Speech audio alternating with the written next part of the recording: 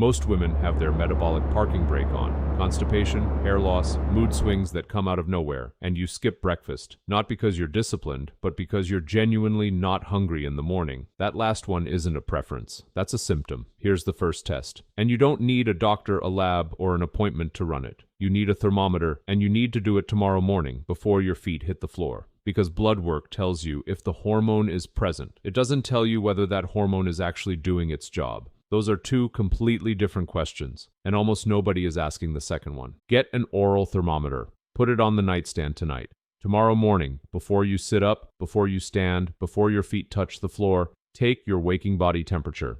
That number is an excellent proxy for your metabolic rate. Then take it a second time, 30 minutes after breakfast. And here's what you're looking for. Digesting food should cause your body temperature to rise. Food goes in, temperature goes up. That's what it looks like when the system works. If it doesn't rise, you are not converting the food you eat into usable energy efficiently. The fuel is going in, the engine isn't turning it into anything. Now add the second measurement. Along with your waking temperature, take your waking pulse rate. Same moment, same conditions, before you move. Two numbers, temperature and pulse.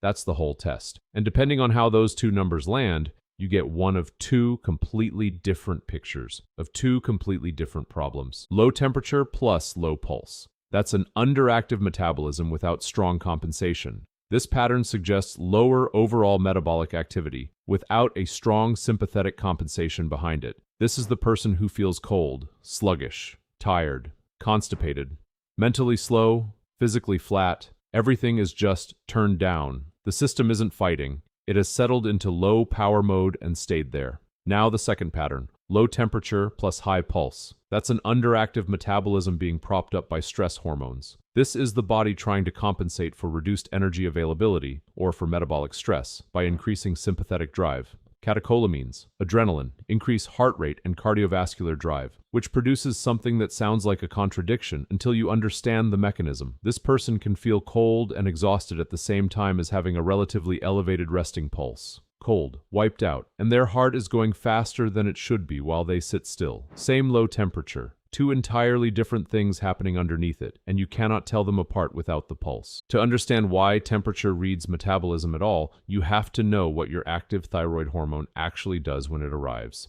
Your active thyroid hormone is T3, and its job, inside the cell, is to raise your metabolic rate. It kicks the mitochondria into high gear. It literally fuels the inner circuitry of every single cell in your body. Every single one. Not your thyroid gland, not your neck, every cell you have. That is why everything slows down with thyroid issues. That's why you feel like you can't think. Brain fog. That's why you feel like you're walking through mud. Low energy. It isn't in your head, and it isn't a motivation problem. It's the power supply to every cell in your body running below what it needs. Which brings us back to the thing that makes all of this so hard to catch. Blood work tells us if hormone is present. It doesn't say much about whether it's actually doing its job. That's why we look at biometrics in labs. Both. Not one. Because guessing is not a strategy. I don't like guessing, and you shouldn't either. So let's talk about the marker that explains how hormone can be present and still not be doing its job. Reverse T3 is one of the most misunderstood markers in thyroid physiology. Reverse T3 elevated? That's your body putting thyroid signaling into survival mode. People treat it like a thyroid problem, when it is usually a stress adaptation problem. Your body does not randomly decide to make less active thyroid hormone. It does it when energy availability drops, when inflammation rises, when recovery tanks, when stress exceeds resources for long enough. Elevated reverse T3 is the body pulling the emergency brake on metabolic output. Here's the physiological mechanism. D3 enzyme up, D1 enzyme down. D3 converts T4 into the inactive reverse T3. D1 normally clears reverse T3 out of circulation. Both of them go the wrong way at once. So you get low T3 plus high reverse T3. Thyroid activity killed at the tissue level. The hormones are being made. They're just stuck. The research calls it altered deiodinase activity. And at this point, TSH is probably normal because the pituitary reads T4 levels, not tissue T3 availability. Read that again, because it is the whole problem in one sentence. The labs look fine. The actual tissue is hypothyroid. Someone can have a normal TSH, a normal thyroid diagnosis, and still present with cold intolerance, fatigue, poor recovery, brain fog, low motivation, stubborn fat loss, and every sign of reduced thyroid activity at the tissue level. Looking at thyroid markers without asking why the body shifted into conservation mode is how people stay stuck for years. Reverse T3 is often less of a diagnosis and more of a receipt, showing you where the system has been taking damage. So what drives it? What makes the body decide to pull the brake? The biggest reason I see this in people is underfueling, eating too few calories, fasting for far too long. You ruin your metabolic driver unknowingly. Some of you have spent years destroying your metabolism in the name of health, living on 1,200 calories, fasting for 20 hours, cutting all carbs, cutting anything that social media told you was a villain in your weight loss journey. Congratulations! You've become exceptionally good at undereating, and meanwhile, your body temperature is dropping. There's your first number, the one you're going to measure tomorrow morning. Your hormones are crashing. Your training performance is garbage. Your energy is non-existent, and you're wondering why you can't lose fat anymore without eating even less. You're not healthy because you can survive on crumbs. You are metabolically adapted to chronic deprivation. And on the other side of it, carbohydrates aren't the enemy. They're fuel. They replenish glycogen. They support training performance. They support thyroid function. They help regulate hormones. They allow you to push harder, recover better, and build more muscle. Your body isn't a math equation where every carb automatically becomes fat. It's an adaptive system that uses resources based on the demands you place on it. The internet made carbs controversial. Biology never did. Before you adjust the thyroid strategy, find the stressor driving the adaptation. Energy status, inflammation, nutrient sufficiency, sleep quality, recovery capacity, total physiological load. Those belong at the top of the investigation. Now, if you have had blood work run, there is one more thing to look at, and it has been sitting on standard blood work the entire time. It's the sodium to potassium ratio on a CMP. Sodium divided by potassium. Optimal range, roughly 31 to 34. If it's above 34, that's the classic wired but exhausted pattern. Sympathetic dominance is expressed. Elevated aldosterone and chronic cortisol output. That's the person who feels anxious and overstimulated,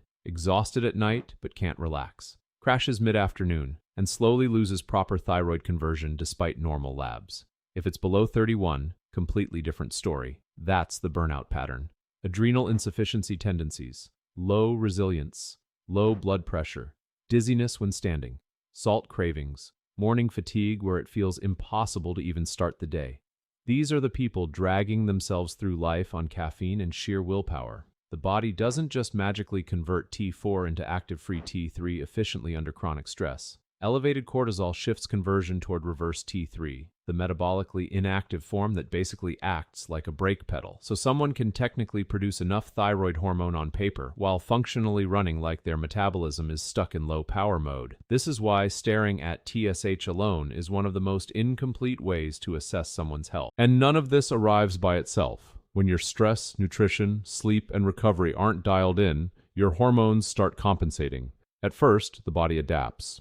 It works harder to keep you functioning despite the constant demands you're placing on it. Eventually, that compensation catches up, and symptoms begin to show. Low energy, mood swings, stubborn weight gain around the midsection, poor sleep, frequent night waking, low libido, brain fog, feeling completely drained after workouts that used to leave you energized. It's not a lack of willpower, it's a whole system slowdown. Hormones rarely fail overnight. They get worn down over time as the body continuously tries to adapt to an environment that doesn't support optimal function. And three conditions in particular are deeply connected. PCOS thyroid problems, insulin resistance. One can trigger, hide, or worsen another. Yet they're usually treated one at a time, so women suffer for years without answers. High insulin pushes the ovaries to make more androgens, worsening PCOS. An underactive thyroid worsens insulin resistance by slowing metabolic processes and reducing the body's ability to use glucose efficiently. And because the symptoms overlap, one gets treated while the others go unnoticed. Your symptoms aren't in your head. The body is not a collection of isolated organs. It's one interconnected stress adaptation system. A healthy thyroid doesn't start with medication. It starts with fixing the systems that control thyroid function in the first place. Chronic stress elevates cortisol, slows conversion of T4 into active T3, increases inflammation, and signals the body that survival is more important than thriving. Many people are chasing thyroid symptoms when the real issue is an overwhelmed nervous system. Gut health matters because thyroid hormones don't operate in isolation. Poor digestion, constipation, intestinal permeability, and chronic infections can increase inflammation, impair nutrient absorption, and disrupt hormone metabolism. A damaged gut can make a perfectly healthy thyroid struggle to do its job. Nutrient deficiencies are another major piece. The thyroid depends on adequate iodine, selenium, zinc, iron, copper, vitamin A, vitamin D, magnesium, and B vitamins to produce, convert, and utilize thyroid hormones properly. You can't build optimal thyroid function with an empty toolbox. Manage chronic stress, fix the gut, fix nutrient deficiencies, support the liver, build metabolic health. Fatigue isn't the root cause. Weight gain isn't the root cause. Brain fog isn't the root cause. Hair loss isn't the root cause. They're just signals. The goal isn't to silence the alarm. The goal is to find the fire. So start tomorrow morning. Thermometer on the nightstand tonight. Waking temperature and waking pulse before your feet hit the floor. Temperature again 30 minutes after you eat. Write the numbers down for 2 weeks, because when you fix the foundation, the thyroid often starts working the way it was designed to, and treating symptoms may make you feel better temporarily. Fixing root causes is what creates lasting energy, resilience, and health.